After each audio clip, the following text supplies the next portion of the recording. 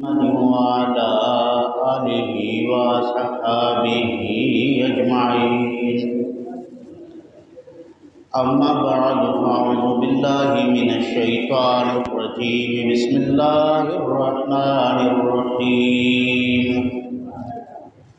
ألا إن أولياء الله لا خوف عليهم ولا هم يحزنون الذين آمنوا وكانوا يتقون لهم البشرى في الحياة الدنيا وفي الآخرة لا تبديل لكلمات الله ذلك هو الفوز العظيم.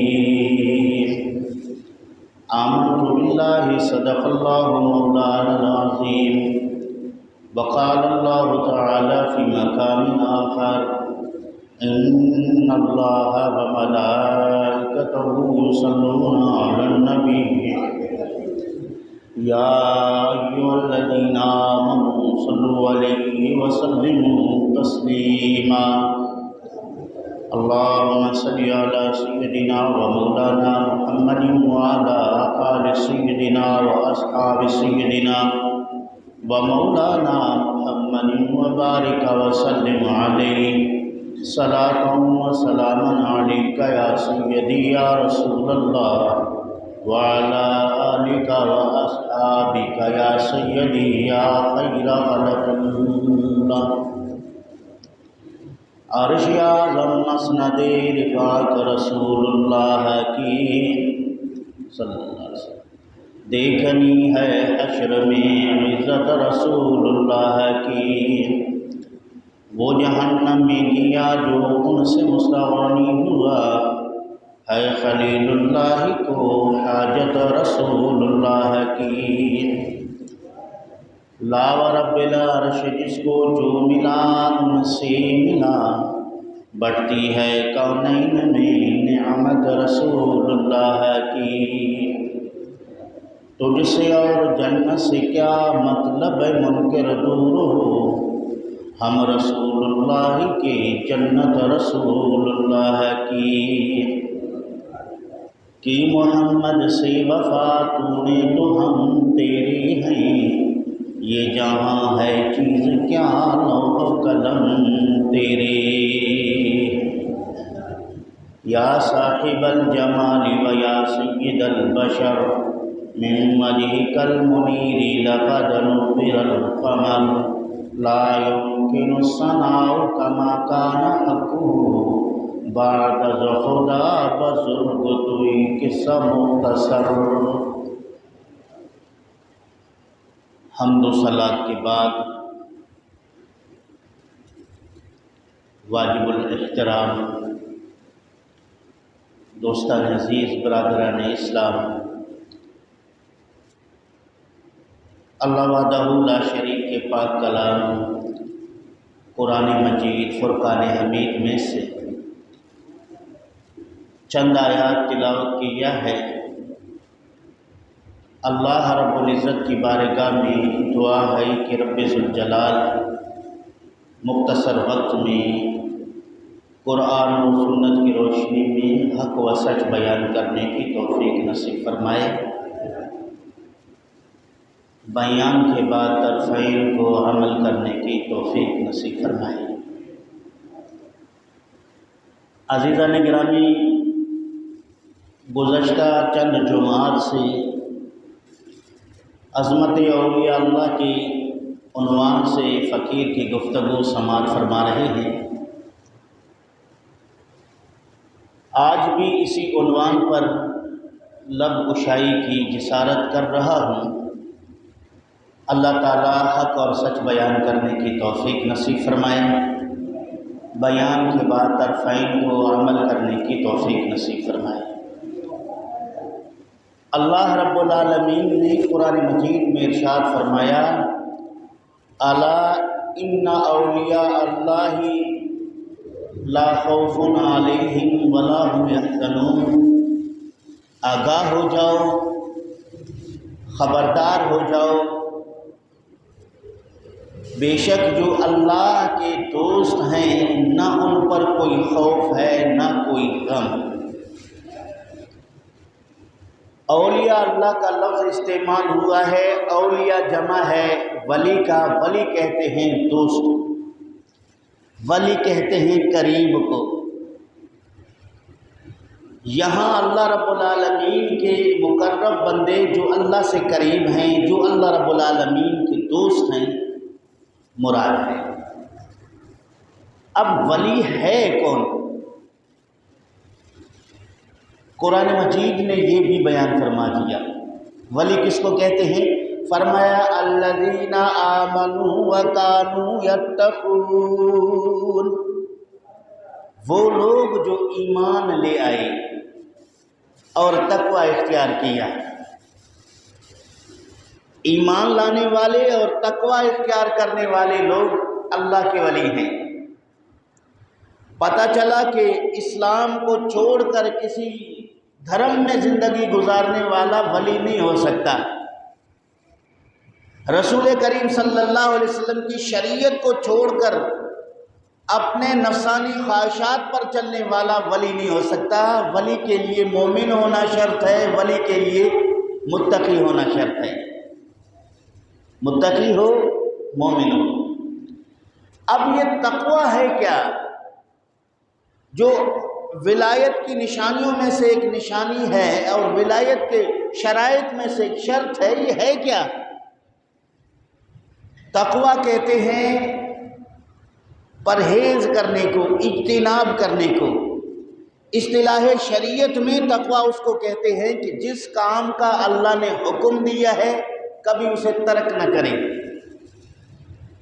جو اللہ حکم فرما دے اس پر عمل کرے، اور جس چیز سے اللہ رب العالمین نے روکا ہے کبھی اس کے قریب نہ جائے، رک جائے، اسے کہتے ہیں متقی۔ اللہ رب العالمین نے سچ بولنے کا حکم دیا ہے تو ولی کو سچ بولنا ہے۔ اللہ رب العالمین نے جھوٹ بولنے سے روکا ہے، کبھی اس کی زبان پر جھوٹ کے کلمات نہ آئیں۔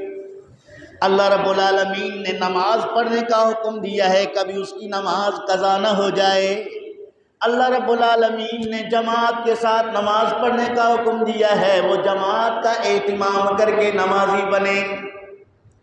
اللہ رب العالمین نے حلال کھانے کا حکم دیا ہے، کبھی حرام کا لقمہ اس کے حلق سے نیچے نہ اترے۔ اللہ رب العالمین نے انصاف کرنے کا حکم دیا ہے، کبھی اس سے ظلم نہ ہو۔ اللہ رب العالمین نے لوگوں کے حقوق ادا کرنے کا حکم دیا ہے، کبھی وہ کسی کے حق کو غصب نہ کرے۔ ولایت کوئی آسان کام ہے؟ جھوٹ بول کے مریدوں کو زیادہ بنانا ولایت نہیں ہے، نمازوں سے بے پرواہ ہونا ولایت نہیں ہے، حلال اور حرام میں فرق نہ کرنا یہ ولایت نہیں ہے۔ الذین آمنوا وکانوا یتقون قرآن ہے۔ اور وہ رزق حلال اور صدق مقال کا خوگر ہو، لوگوں کے اللہ کے حقوق اور لوگوں کے حقوق کا ہر وقت خیال رکھنے والا، پابندی کرنے والا ہو۔ فرمایا لہم البشریٰ فی الحیات الدنیا وفی الآخرہ، جب وہ ایمان میں پورا اترے گا، تقوی میں پورا اترے گا، اللہ اسے اپنا قرب عطا فرما کر ولایت کے درجے پر اسے فائز فرما دے گا، پھر اس کے لیے دنیا میں بھی خوشخبری ہے اور آخرت میں بھی خوشخبری ہے۔ دنیا میں بھی بشارتیں ہیں اور آخرت میں بھی بشارتیں ہیں، دنیا میں بھی عزتیں ہیں اور آخرت میں بھی عزتیں۔ لا تبدیل لکلمات اللہ، اللہ کی باتیں نہیں بدلتے، جو اللہ نے بیان فرمایا وہ حق ہے، سچ ہے، اس میں تبدیلی نہیں ہوگی۔ ذالک هو الفوز العظیم، بے شک یہی وہ لوگ ہیں جنہیں بڑی کامیابی حاصل ہوئی ہے، جو فوز عظیم جنہوں نے حاصل کیا ہے۔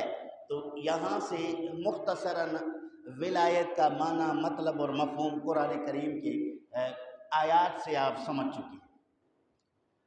دوسرے مقام پہ رب ذوالجلال نے فرمایا یا ایھا الذین آمنوا اتقوا اللہ وکونوا مع الصادقین، اے ایمان والو تقوی اختیار کرو اور سچوں کے ساتھ ہو جاؤ۔ کس کے ساتھ؟ سچوں کے ساتھ ہو جاؤ، تقوی اختیار کرو، اللہ رب العالمین کا خوف اپنے دل میں پیدا کرو، پھر سچوں کے ساتھ شامل ہو جاؤ۔ سچوں کے ساتھ شامل ہونا یہ ایمان کی حفاظت کے لیے لازمی ہے۔ اگر سچوں کے ساتھ نہیں رہو گے، تقوی پر بھی قائم نہیں رہ سکو گے، اپنے ایمان کی حفاظت بھی نہیں کر سکو گے۔ ایمان کی حفاظت کرنے کے لیے، راست پر قائم رہنے کے لیے، صراط مستقیم پر چلنے کے لیے سچوں کا ساتھ دینا ضروری ہوگا۔ ان کے ساتھ صادقی کا لفظ جو آیا ہے قرآن میں، حق نے فرمایا ولی کے شان میں، یا ایھا الذین آمنوا اتقوا اللہ وکونوا مع الصادقین۔ یہاں الصادقین کا جو لفظ استعمال ہوا ہے، شاعر فرماتا ہے یہ ولی کے شان میں ہے، یعنی اللہ کے برگزیدہ بندے، اولیاء اللہ کے دامن کو مضبوطی کے ساتھ تھامے رکھو، کبھی گمراہ نہیں ہوگے، کبھی شیطان تمہارے ایمان پر ڈاکہ نہیں ڈال پائے گا۔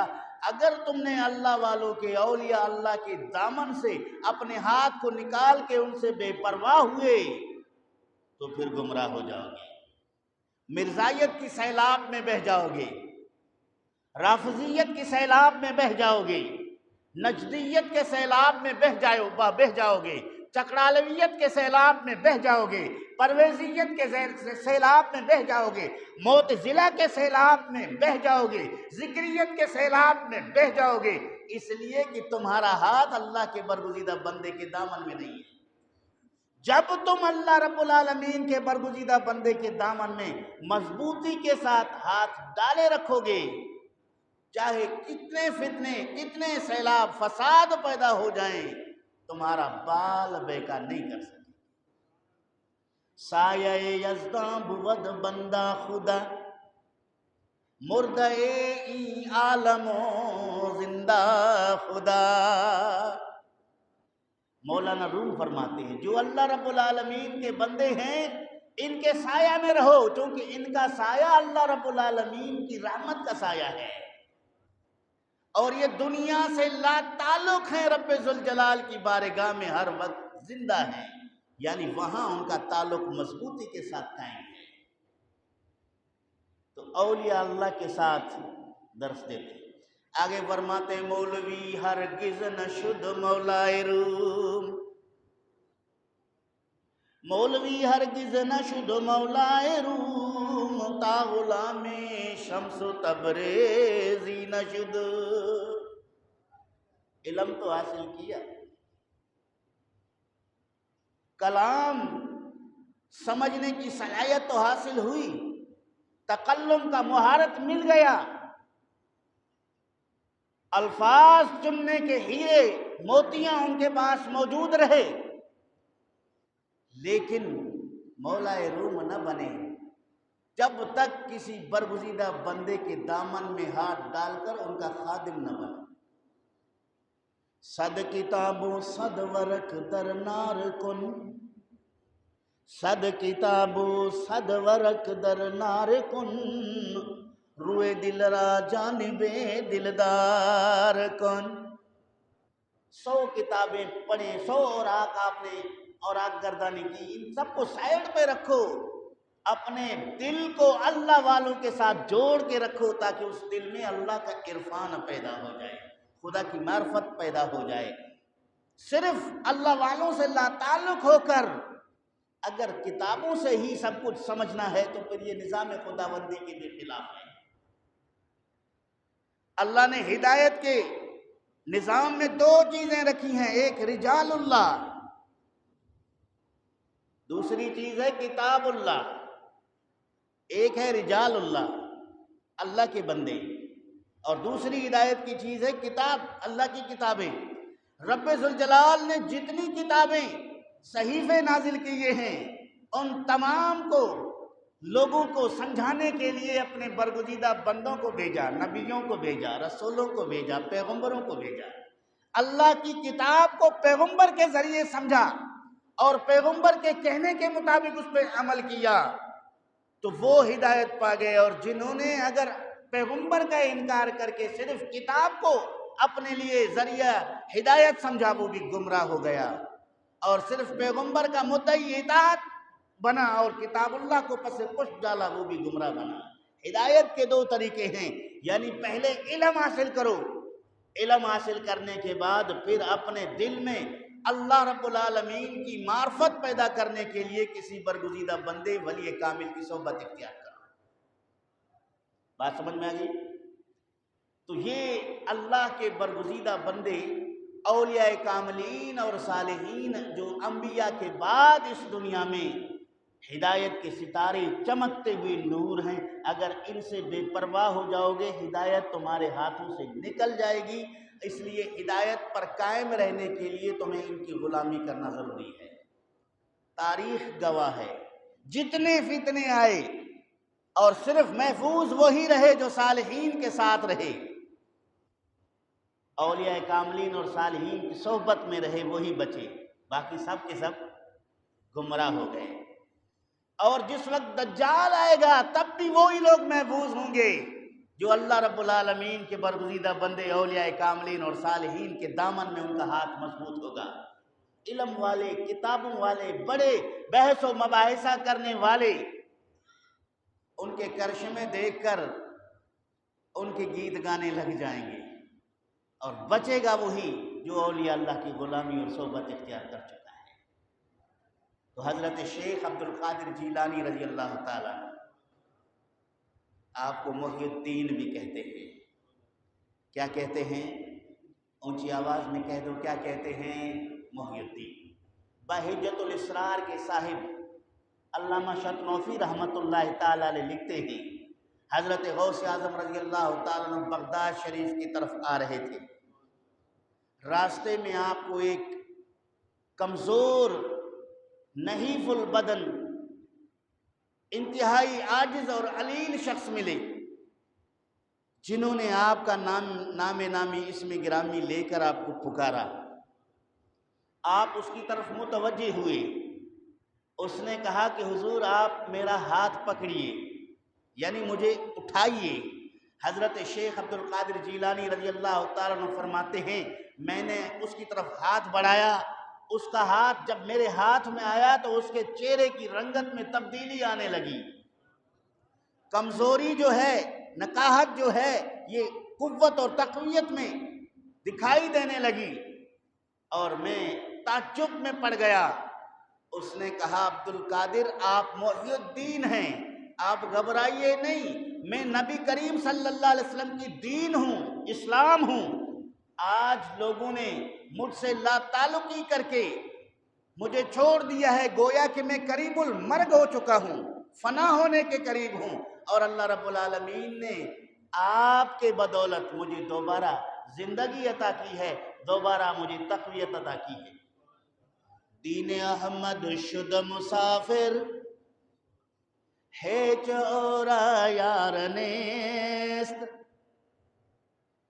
دین احمد شد مسافر ہیچ اورا یار نیست، ہر کسے با کار خود در دین احمد کار نیست۔ آج کے دور میں آج رسول کریم کا دین مسافر اور اجنبی بن چکا ہے، ہر کسی کو اپنے کام سے مطلب ہے، دین محمدی سے کسی کو کوئی مطلب نہیں ہے۔ دکاندار کو اپنی دکانداری سے مطلب ہے، تاجر کو اپنی تجارت سے مطلب ہے، ملازم کو اپنی ملازمت سے مطلب ہے، حاکم کو اپنی حکومت سے مطلب ہے، سلطان کو اپنی سلطنت سے مطلب ہے۔ ہر شخص کو اپنے اپنے مقاصد اور اپنے اپنے مطالب ہیں، کسی کو دین سے کوئی مطلب نہیں۔ دین احمد شد مسافر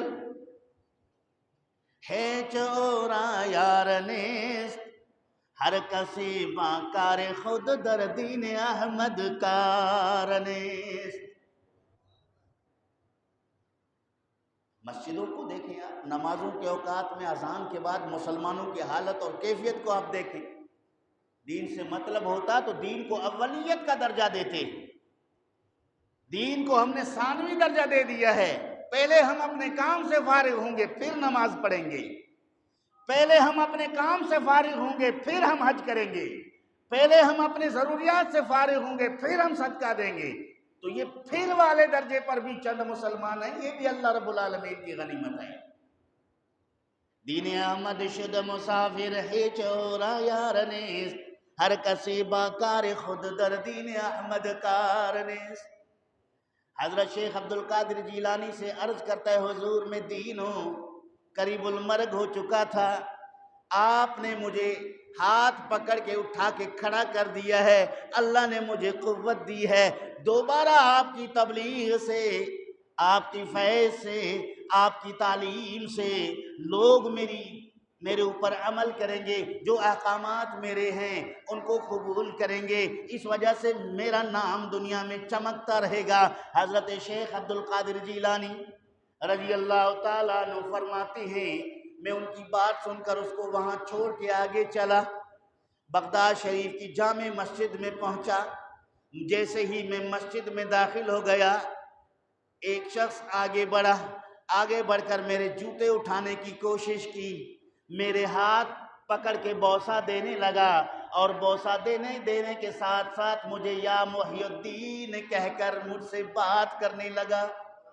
اس کے بعد دوسرے نے، اس کے بعد تیسرے نے، اس کے بعد چوتھے نے، اس کے بعد پانچویں نے، یہاں تک کہ شہر کے تمام لوگ مجھے محی الدین کے نام سے جاننے لگے، پکارنے لگے، بولنے لگے۔ محی الدین کا معنی دین کو زندہ کرنے والا، دین کو زندہ کرنے والا، دین کو قوت دینے والا، دین کو اثر نو دنیا میں دین کو پھیلانے والا۔ حضرت شیخ عبدالقادر جیلانی رضی اللہ تعالیٰ عنہ کو رب ذوالجلال نے احیاء دین کے لیے پیدا فرمایا تھا۔ حضرت شیخ عبدالقادر جیلانی رضی اللہ تعالیٰ عنہ، آپ کی ولادت باسعادت رمضان شریف میں ہوئی، 470 ہجری ہے، رمضان شریف میں آپ کی ولادت ہوئی۔ بہجت الاسرار کے بزرگ دیگر بزرگان دین لکھتے ہیں کہ آپ دن کے وقت اپنی والدہ ماجدہ طیبہ طاہرہ کا دودھ نہیں پیتے تھے، سحری ختم ہونے سے لے کے تا مغرب میں وقت افطار ہونے کے بعد پھر دودھ پیتے تھے۔ میں نے جب یہ بات کہیں کی تو فٹ سے کسی نے پرچہ نکالا، کاغذ پہ رکا لکھ کے بھیجا، مولوی صاحب یہ بات آپ کیسے کہہ رہے ہیں؟ بچے تو بے شعور ہوتے ہیں، بچوں کو شعور نہیں ہوتا، انہیں کس نے کہا رمضان شریف ہے؟ اور بچے غیر مکلف ہیں، یعنی اس پر نہ روزہ فرض ہے نہ نماز فرض ہے، تکلیف دہ امر اس پر فرض نہیں، لازم نہیں ہے۔ آپ کیا کہہ رہے ہیں کہ حضرت غوث اعظم رضی اللہ تعالیٰ عنہ بچپن میں رمضان شریف میں آپ دودھ نہیں پیا کرتے تھے؟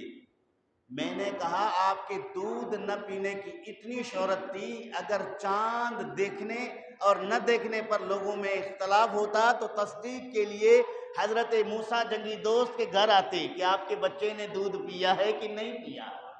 اگر وہ کہتا کہ میرے بچے نے دودھ پیا ہے تو لوگ کہتے کہ آج چاند نظر نہیں آیا، روزہ نہیں ہے۔ اگر وہ کہتے کہ نہیں میرے بچے نے دودھ نہیں پیا ہے تو لوگ کہتے کہ آج تو روزہ ہے، یا آج عید ہے یا آج عید نہیں ہے۔ چاند دیکھنے پر جو اختلافات ہوتے اس پر وہ فیصلہ کرتے، لیکن اگر آپ اس کو دیکھنا چاہیں دلائل کی روشنی میں، اللہ رب العالمین نے فرمایا نزلنا علیک الکتاب تبیانا لکل شیء، اے محبوب صلی اللہ علیہ وسلم ہم نے آپ پر وہ کتاب نازل کی ہے جس میں ہر چیز کا بیان موجود. کہہ دو نا سبحان اللہ. اب ہم دیکھتے ہیں قرآن مجید میں اس کی مثل موجود ہے یا نہیں. کسی بچپن میں بچے کو شعور قرآن میں ثابت ہے یا نہیں. کسی بچے نے بچپن میں کسی کے دودھ پینے سے انکار کیا ہے کہ نہیں کیا؟ آئیے ذرا میں اللہ کا قرآن پڑھتا ہوں. کہہ دو نا سبحان اللہ. 20واں پارہ پڑھ رہا ہوں، سورۃ القصص پڑھ رہا ہوں، حضرت موسیٰ علیہ السلام کا ذکر پڑھ رہا ہوں. موسیٰ علیہ السلام اللہ کے نبی ہیں. موسیٰ علیہ السلام اللہ کے نبی ہیں، اللہ کے کلیم ہیں. قرآن نے حضرت موسیٰ علیہ السلام کی ولادت کو، حضرت موسیٰ علیہ السلام کے بچپن کے اوقات کو، بچپن کے واقعات کو بیان کیا ہے. پتہ چلا کہ اللہ والوں کا ذکر کرنا یہ اللہ رب العالمین کی سنت ہے. اس میں حکمت بھی ہے، فوائد بھی ہیں. درود شریف پڑھیے تو میں عرض کروں. اللہم صلی علی سیدنا و مولانا محمد و آلہ و اصحابہ و بارک و سلم علیہ صلاۃ و سلاما علیک یا سیدی یا رسول اللہ وعلی آلک و اصحابک یا سیدی یا خیر خلق اللہ. اللہ رب العالمین نے فرمایا وَأَوْحَيْنَا إِلَىٰ أُمِّ مُوسَىٰ أَنْ أَرْضِعِيهِ فَإِذَا خِفْتِ عَلَيْهِ فَأَلْقِيهِ فِي الْيَمِّ وَلَا تَخَافِي وَلَا تَحْزَنِي إِنَّا رَادُوهُ إِلَيْكِ وَجَاعِلُوهُ مِنَ الْمُرْسَلِينَ. ہم نے موسیٰ علیہ السلام کی والدہ کو الہام کیا کہ آپ اپنے بچے کو دودھ پلائیے. موسیٰ علیہ السلام کو اگر تجھے ڈر ہو کہ اس کو فرعونی پکڑ کے قتل کر دیں گے تو پھر اس کو دریا میں بہا دے. کہاں؟ فَأَلْقِيهِ فِي الْيَمِّ، اسے دریا میں بہا دے. وَلَا تَخَافِي وَلَا تَحْزَنِي، اس کے ہلاک ہونے کا خوف نہ کرو، اس کے جدا ہونے پر غمگین نہ ہو. بچی کو پانی میں بہا دو. ماں سے اللہ کی طرف سے الہام ہو کے حکم ہو رہا ہے کہ بچے کو دودھ پلا کے پانی میں بہا دو، اور اس پر ڈرو بھی نہیں، غم بھی نہ کرو. کیوں؟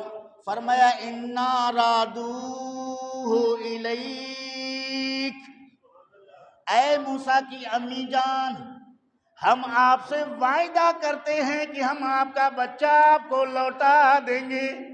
کہہ دو نا سبحان اللہ. ہم لوٹا دیں گے. رب فرما رہا ہے تو دریا میں بہا دے، ہماری قدرت دیکھ لے، ہم تیرے بچے کو دوبارہ تیرے پاس لوٹا دیں گے. وَجَاعِلُوهُ مِنَ الْمُرْسَلِينَ، اور ہم ان کو رسول بنائیں گے، مرسلین میں سے رسول بنائیں گے. فَالْتَقَطَهُ آلُ فِرْعَوْنَ لِيَكُونَ لَهُمْ عَدُوًّا وَحَزَنًا إِنَّ فِرْعَوْنَ وَهَامَانَ وَجُنُودَهُمَا كَانُوا خَاطِئِينَ. حضرت موسیٰ علیہ السلام کی والدہ، جن کا نام تفاسیر نے یوحانس بیان کیا ہے، انہوں نے اپنے بچے کو پانی میں بہا دیا اور اپنی بیٹی کو، موسیٰ علیہ السلام کی بہن کو کہا کنارے کنارے چل، دیکھ کہ یہ صندوق جس میں میرا بچہ ہے یہ کہاں جاتا ہے اور اس کو کون اٹھاتا ہے. اللہ فرماتا ہے فَالْتَقَطَهُ آلُ فِرْعَوْنَ، اس کو فرعونیوں نے اٹھا لیا. جو دشمن ہیں بچوں کو قتل کرتے ہیں انہوں نے اٹھا لیا. لِيَكُونَ لَهُمْ عَدُوًّا وَحَزَنًا، اللہ نے فرمایا اس میں ہماری حکمت یہ ہے تاکہ یہ موسیٰ علیہ السلام ان کا دشمن بنے اور ان کے غم کا سبب بنے. انہیں نہیں پتا تھا کہ یہ بچہ ہے جس کے متعلق ہمیں ہمارے نجومیوں نے کہا ہے کہ فرعون کی حکومت کو ایک بچہ پیدا ہو کے ختم کر دے گا، وہ تو یہی ہے۔ اللہ نے فرمایا کہ میں انہی کے حوالے کر دیا اور انہی کے گود میں موسیٰ علیہ السلام کی حفاظت کی، اور انہیں نہیں پتا تھا کہ یہ بچہ ان کا دشمن بھی بنے گا اور اس کے لیے غم کا باعث بھی بنے گا۔ ان فرعون وہامان وجنودہما کانوا خاطئین، قرآن نے کہا فرعون اور حامان اور اس کی لشکری یہ سب کے سب خطا پر تھے، خطا پر تھے۔ انہیں نہیں پتا تھا کہ ہم ہزاروں بچے قتل کر دیں گے، ہم خدائی فیصلے سے اپنے آپ کو بچا پائیں گے، یہی ان کی غلطی تھی۔ چونکہ فعل الحکیم لا یخلو عن الحکمہ، اور حکیم کا کام حکمت سے خالی نہیں ہوتا، اور جو اللہ کرنا چاہے اسے کوئی روک نہیں سکتا۔ خدائی فیصلے کو روکنے کے لیے فرعونیوں نے یہ حیلے کیے، بے گناہ بچوں کا خون بہا دیا، یہ ان کی خطا تھی۔ وقالت امرأۃ فرعون قرۃ عین لی ولک، فرعون کی بیوی نے کہا یہ میری اور آپ کی آنکھوں کے ٹھنڈک کا باعث بنے گا، یہ بچہ میرے اور آپ کے آنکھوں کے لیے ٹھنڈک بنے گا۔ لا تقتلوہ، اس کو قتل نہ کرو۔ فرعون قتل کرنے پر آمدہ ہوا کہ ممکن ہے یہی بچہ ہو جو بڑھ کے میرا یہ سلطنت ختم کر دے، اجاڑ دے، میری بادشاہی کر دے۔ اس کی بیوی نے کہا نہیں نہیں، اس بچے کو قتل نہ کریں، یہ ہمارے آنکھوں کا ٹھنڈک بنے گا، ہم اس کو پالیں گے۔ عَسَىٰ أَن يَنفَعَنَا، ان قریب ہمیں یہ نفع دے، او نَتَّخِذَهُ وَلَدًا، یا ہم اس کو اپنا بیٹا بنا لیں، اس سے نفع لیں گے یا اس کو اپنا بیٹا بنا لیں گے۔ قرآن فرماتا ہے وَهُمْ لَا يَشْعُرُونَ، انہیں شعور نہیں تھا کہ ان سے ان کو نفع بھی ملے گا، یہ فرعون کی آنکھوں کی ٹھنڈک بنے گا۔ اگرچہ حضرت آسیہ جو فرعون کی بیوی ہے، ان کلمات کے بدولت انہیں اللہ رب العالمین نے ہدایت نصیب کی۔ فرعون چونکہ قتل کا ارادہ رکھتا تھا، آمدہ نہیں تھا، اور یہ عقیدہ ان کا نہیں تھا، تو وہ برباد ہو گیا۔ فرمایا وَأَصْبَحَ فُؤَادُ أُمِّ مُوسَىٰ فَارِغًا، جب ماں تھی نا، ماں ہوتی ہے، جب اس نے دیکھا کہ بچے کو میں نے صندوق میں ڈال کے دریا میں بہا دیا، اور وہ صندوق تو فرعون کے لشکر والوں نے اٹھا کے فرعون کے پاس پہنچے، آپ کے دل میں بے صبری پیدا ہو گئی، پریشانی بڑھ گئی۔ قریب تھا کہ وہ دوڑ لگا کے وہ فرعونیوں سے کہہ دے کہ یہ میرا بچہ مجھے واپس کر دو۔ اللہ رب العالمین فرماتا ہے ان کادت لتبدی بہی، قریب تھا کہ وہ راز فاش کر دیتی، یعنی بتا دیتی کہ یہ بچہ میرا ہے۔ لولا اربتنا علی قلبها لتکون من المؤمنین، اگر ہم اس کے دل میں قوت پیدا نہ کرتے، صبر کی، مربوط نہ بناتے اس کے دل کو، اور ہم نے اس لیے کیا تاکہ وہ یقین کرنے والوں میں بن جائے۔ وقالت لأختہ قصیہ، اور اس نے کہا اس کی بہن سے کنارے کنارے جا دیکھ، یہ تیرا بھائی کس کے ہاتھ ہے اور اس کو کہاں لے جا رہے ہیں۔ فَبَصُرَتْ بِهِ عَنْ جُنُبٍ وَهُمْ لَا يَشْعُرُونَ، موسیٰ علیہ السلام کی بہن کنارے کنارے چلتی رہی، یہاں تک یہ صندوق پکڑ کے پھر حضرت آسیہ کے پاس لے آئے۔ حضرت آسیہ اس کو اپنے محل میں لے گئی، فرعون نے اس کو قتل کرنا چاہا، حضرت آسیہ نے کہا اسے قتل نہ کرو، یہ ہماری آنکھوں کے لیے ٹھنڈک بھی ہے، ہم ان سے نفع حاصل کریں گے، اس کو اپنا بیٹا بنا دیں گے۔ فرعون نے اسے قتل نہیں کیا۔ اللہ فرماتا ہے وَحَرَّمْنَا عَلَيْهِ الْمَرَادِعَ مِنْ قَبْلِ، اصل جملہ یہ، اور پھر حضرت آسیہ فرعون کی بیوی اور ملکہ ہے، انہوں نے کہا کہ اب اس کو دودھ پلانے والی دائیہ کا انتظام کر لو۔ ایک عورت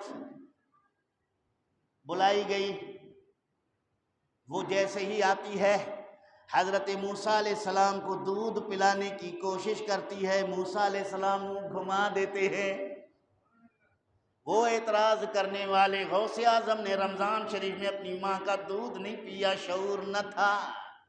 حضرت غوث اعظم بھی بچے ہیں، یہاں حضرت موسیٰ علیہ السلام کی بچپن کا مثل موجود،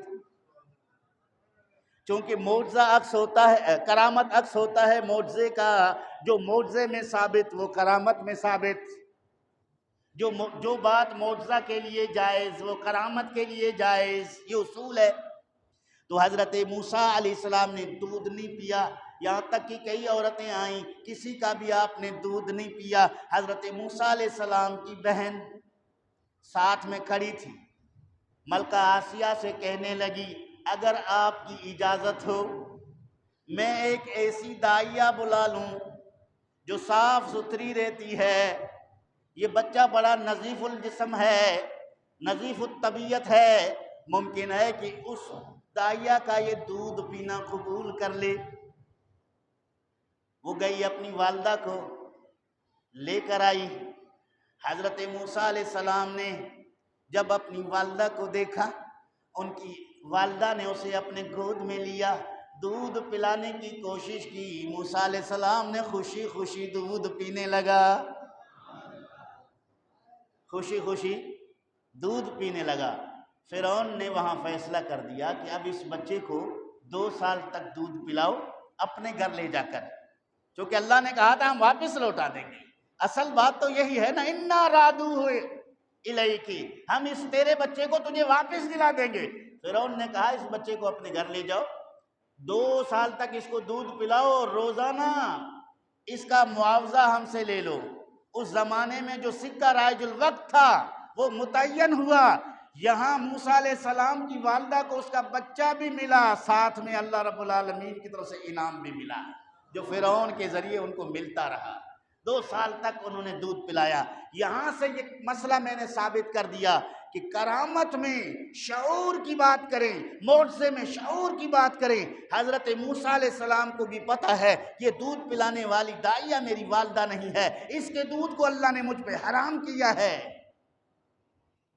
حرمنا علیہ المراضع کے الفاظ موجود ہیں، اللہ فرماتا ہے ہم نے حرام کر دیا ہے۔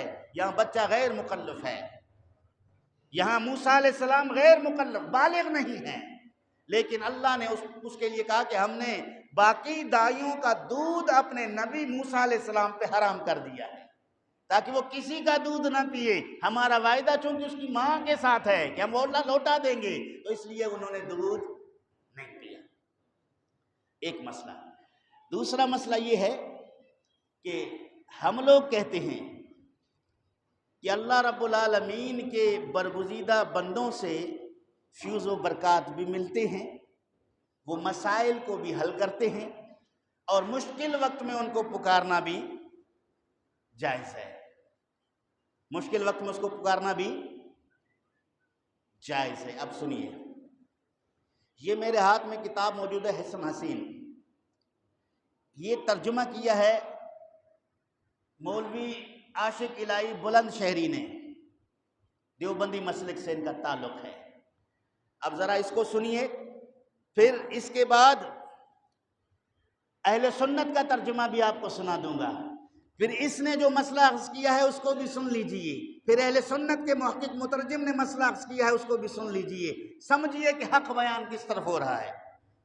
فرمایا وَإِنْ أَرَادَ عَوْنًا فَلْيَقُلْ يَا عِبَادَ اللَّهِ أَعِينُونِي يَا عِبَادَ اللَّهِ أَعِينُونِي يَا عِبَادَ اللَّهِ أَعِينُونِي وَقَدْ جُرِّبَ عَلَيْهِ، اے اللہ کے بندو میری مدد کرو، اللہ تم پہ رحم کرے کہ اے اللہ کے بندو میری مدد کرو۔ اب اس کے فرماتا ہے کہ بعض روایات میں یوں ہے کہ جب مدد کا ارادہ کرے، خواہ کسی قسم کی مدد کی ضرورت ہو تو یوں پکارے یا عباد اللہ اعینونی یا عباد اللہ اعینونی، اے اللہ کے بندو میری مدد کو پہنچو، اے اللہ کے بندو میری مدد کو پہنچو۔ یہ حدیث اس مسافر کے لیے رسول کریم نے بیان کیا ہے جو جنگل بیابان اور صحرا میں ہے اور وہاں اس کا جانور بدک کر اس سے بھاگ جائے، اور اس جانور کے اوپر اس کا پانی کھانا وغیرہ بھی ہو، جنگل بیابان میں کوئی اس کو مدد کرنے والا نہ ہو، تو اس مسافر کو کہا گیا کہ تو وہاں کہہ دے یا عباد اللہ اعینونی، یا عباد اللہ اعینونی، اے اللہ کے بندو میری مدد کو پہنچو، تو رجال الغیب کی طرف سے امداد پہنچے گی۔ اور کچھ اللہ رب العالمین کے ایسے بندے ہیں جو غیب میں ہوتے ہیں، وہ تمہاری سواری پکڑ کر تمہارے حوالے کر دیں گے۔ اس کو لکھنے کے بعد یہ مولوی صاحب نے حاشیہ لگایا ہے، عاشق بلند، حدیث سے صاف ظاہر ہے کہ یہ ندا، حدیث سے صاف ظاہر ہے کہ یہ ندا ان فرشتوں کو ہے جو وہاں موجود ہوتے ہیں، اور ندائے غیب نہیں ہے۔ بس اولیاء اللہ یا اموات کو ندا دینے کے جواز پر جو لوگ اس سے استدلال کرتے ہیں وہ غلط ہے۔ ہم مولوی صاحب سے پوچھتے ہیں، مسئلہ یہاں توحید اور شرک کا ہے، میدان مناظرہ میں ہوں تو ہم آپ سے پوچھ لیں، یہاں مسئلہ ہے توحید اور شرک کا۔ توحید اور شرک کا قانون یہ ہے کہ اللہ کے علاوہ کسی سے بھی مدد مانگنا شرک ہے، تو جبریل سے مدد مانگنا بھی شرک ہوگا، میکائیل سے مدد مانگنا بھی شرک ہوگا، اسرافیل سے مدد مانگنا بھی شرک ہوگا۔ اللہ کے مقابلے میں اگر ان کو مددگار بلاؤ گے تو یہ مدد مانگنا اور ان کی مدد کرنا یہ شرک ہوگا۔ یہاں یہ مظہر عون الہی بن کر آئیں گے، نہ اس میں شرک ہے نہ فساد ہے۔ مظہر عون الہی بن کے آئیں گے تو نہ شرک ہے نہ فساد ہے، اللہ کے مد مقابل بن کے آئیں گے تو شرک ہے۔ یہاں تو بات مطلقاً عباد اللہ کی ہے۔ عباد اللہ فرشتوں پر بولا جاتا ہے یا اللہ کی ہر مخلوق پر، انسانوں پر بولا جاتا ہے؟ بولو۔ عباد اللہ کا لفظ فرشتوں کے لیے بھی آیا ہے، عباد اللہ کا لفظ انسانوں کے لیے بھی آیا ہے، عباد اللہ کا لفظ نبیوں کے لیے بھی آیا ہے، عباد اللہ کا لفظ اولیاء کے لیے بھی آیا ہے۔ کس نص قطعی سے اس کو آپ متعین کرتے ہیں، مقید بناتے ہیں کہ یہ عباد اللہ سے صرف فرشتے مراد ہیں؟ اگر کسی اور کو مراد لوگے تو عقیدہ غلط ہو جائے گا، ہرگز نہیں۔ آئیے ذرا اس کی وضاحت اہل سنت سے سن لیں۔ یہی کتاب ہے، یہی کتاب ہے، کتاب سے یہی ہے، اس کا ترجمہ اور تشریح کرنے والا دیوبند مسلک سے تعلق، اسی کا ترجمہ اور تشریح کرنے والے کا تعلق اہل سنت سے ہے۔ ذرا سنیے، علامہ محمد صدیق ہزاروی دامت برکاتہم العالیہ، اللہ ان کو طویل زندگی عطا فرمائے، فرماتے ہیں یا عباد اللہ اعینونی، یا عباد اللہ اعینونی، یا عباد اللہ اعینونی، اے اللہ کے بندو میری مدد کرو، اے اللہ کے بندو میری مدد کرو، اے اللہ کے بندو میری مدد کرو۔ تشریح، یہ دعا نہایت مجرب ہے۔ عباد اللہ سے مراد رجال غیب یعنی ابدال، کیا؟ ابدال، ملائکہ یا مسلمان جنات ہیں۔ ابدال انسانوں میں ولایت کے مقام پر فائز اولیاء اللہ کی ایک جماعت ہے، ملائکہ اللہ کے ولی، اور مسلمان جنات جو جنگل بیابان میں ہوتے ہیں وہ آپ کی مدد کریں گے، یا عباد اللہ اعینونی پکارو۔ اور اس کے بعد فرماتے ہیں معلوم ہوا کہ اللہ کے بندوں سے مدد مانگنا جائز ہے، معلوم ہوا کہ اللہ کے بندوں سے مدد مانگنا جائز ہے، چونکہ نبی پاک نے کہا یا عباد اللہ اعینونی، بولو اللہ کے بندے تمہاری مدد کریں گے۔ اگر ناجائز ہوتا تو نبی کبھی بھی ناجائز راستہ تو نہیں دکھاتا نا، جائز راستہ بتاتا ہے، جائز حکم ارشاد فرماتا ہے۔ اور اس کے بعد فرماتا ہے آگے، لیکن خیال رہے، خامخواہ اہل سنت پہ فتوی بازی نہ کرو، ذرا اہل سنت کی کتب کا مطالعہ بھی کرو۔ خیال رہے کہ حقیقی مددگار اللہ تعالیٰ کی ذات ہے۔ حقیقی مددگار کون ہے؟ اونچی آواز میں کہہ دو، کون ہے؟ مشرک پھر ہم کیسے ہوئے؟ حقیقی مددگار اللہ تعالیٰ کی ذات ہے، اور اس کے بندے اس کی دی ہوئی طاقت اور اس کے حکم سے اس کی امداد کا وسیلہ اور ذریعہ بنتے ہیں۔ کتنا واضح، صاف شفاف اہل سنت کا عقیدہ اور نظریہ ہے۔ اس عقیدے کے ساتھ اولیاء کرام سے استمداد شریعت کے خلاف نہیں بلکہ عین شریعت ہے، اور اس کو شرک اور بدعت سے موسوم کرنا لا علمی ہے۔ پتہ چلا کہ عاشق الہی بلند شہری عقیدہ اہل سنت سے لا علم ہے، اور بلکہ اکابرین امت کے عقائد سے بھی لا علم ہے، اس وجہ سے اس نے یہ بات کی ہے۔ ذرا سنیے میں نے یہ کیوں کہا۔ یہ میرے ہاتھ میں کتاب موجود ہے، بستان المحدثین، شاہ عبدالعزیز صاحب محدث دہلوی رحمۃ اللہ علیہ کی ہے۔ اس کا ترجمہ کیا مولانا عبدالسمیع صاحب دیوبندی نے فارسی سے۔ یہ پہلی بار چھپا ہے مئی 1970۔ مئی 1970 کا ایڈیشن میرے پاس موجود ہے، فارسی اور اردو دونوں کالم اس کے اندر موجود ہیں۔ اور یہ 1970 میں یہ کتاب چھپی ہے، اب 2024 ہے، یعنی 54 سال یہ پرانا ترجمہ ہے جو میں آج آپ کو سنا رہا ہوں۔ اور اس کے صفحہ نمبر 321 اور 332 میں حضرت شیخ زروق رحمت اللہ تعالی علیہ کے اشعار ہیں، آپ سنیے وہ کیا کہتے ہیں۔ فرماتے ہیں کہ وَأَوْرَا قصیدہ ایست بر طور قصیدہ جیلانیہ کی بعض ابیات اوئینس۔ قصیدہ جیلانیہ کے طرز پر ان کا ایک قصیدہ یہ ہے جس کے بعض ابیات یہ ہیں، کیا؟ انا لمریدی جامع لشتاتہ اذا ما ستا جور الزمان بنکبتہ۔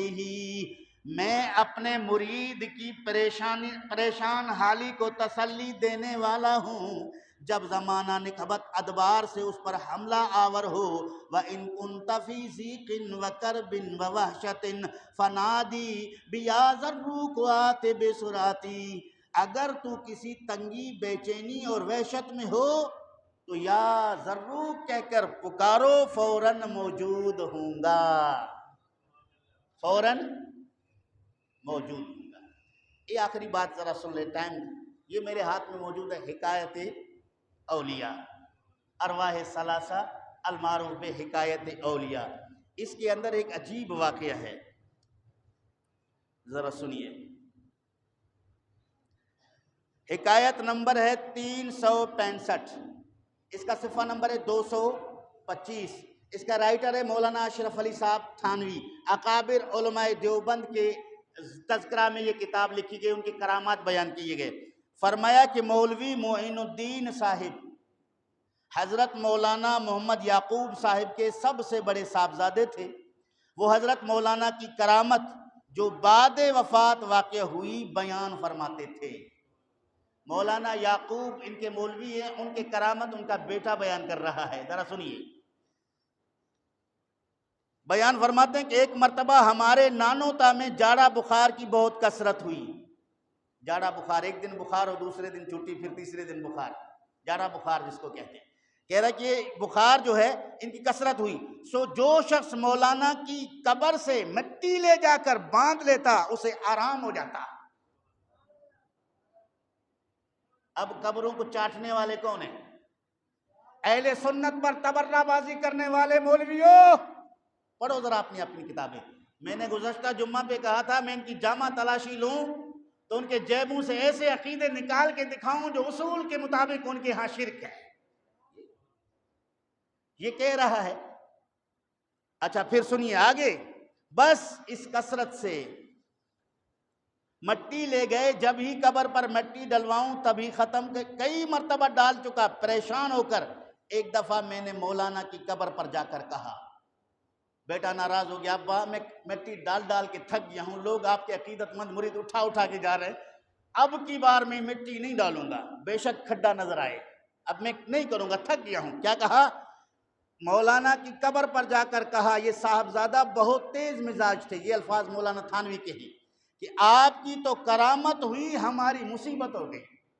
حضرت جی آپ کی کرامت کہ آپ کے قبر کی مٹی سے لوگوں کو شفا مل جائے، لیکن ہمارے لیے مصیبت کہ ہم روزانہ مٹی اٹھا کے ڈالیں، ہم تو عذاب میں پڑ گئے۔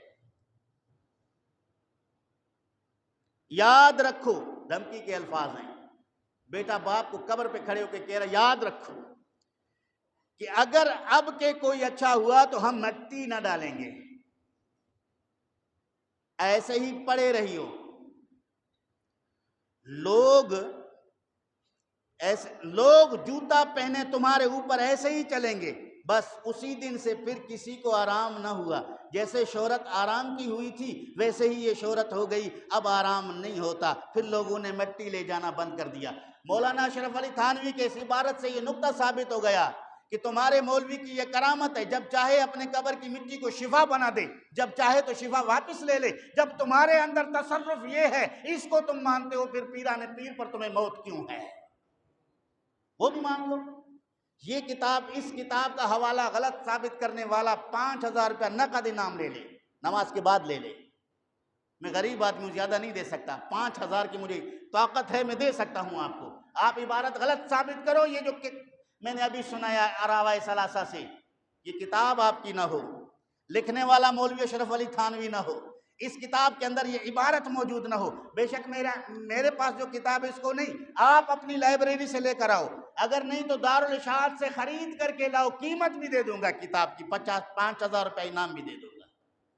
دارالارشاد سے چھپا ہے نا، وہاں سے خرید کر کے لاؤ، اگر نہیں تو دہلی والا لے کر آؤ، اگر نہیں تو آپ لاہور سے کسی بھی مکتبہ کا ایڈیشن لے کر آؤ، تمہیں یہ عبارت مل جائے گا، نہیں ملا تو 5000 روپے نقد انعام دوں گا۔ تو اللہ تعالیٰ عمل کی توفیق نصیب فرمائے۔ پتہ چلا کہ اولیاء اللہ کی کرامات سے انکار کی گنجائش نہیں۔ اہل حدیث انکار کر دے تو ان کی کتابوں میں موجود ہے، دیوبندی اعتراض کرے تو ان کی کتابیں موجود ہے، رافضی اعتراض کرے تو ان کی کتابوں میں موجود ہے۔ بے شک وہ غوث اعظم کے لیے نہیں مانتے، لیکن اپنوں کے لیے مانتے ضرور ہے۔ تو اللہ تعالیٰ عمل کی توفیق نصیب فرمائے۔ جن دوستوں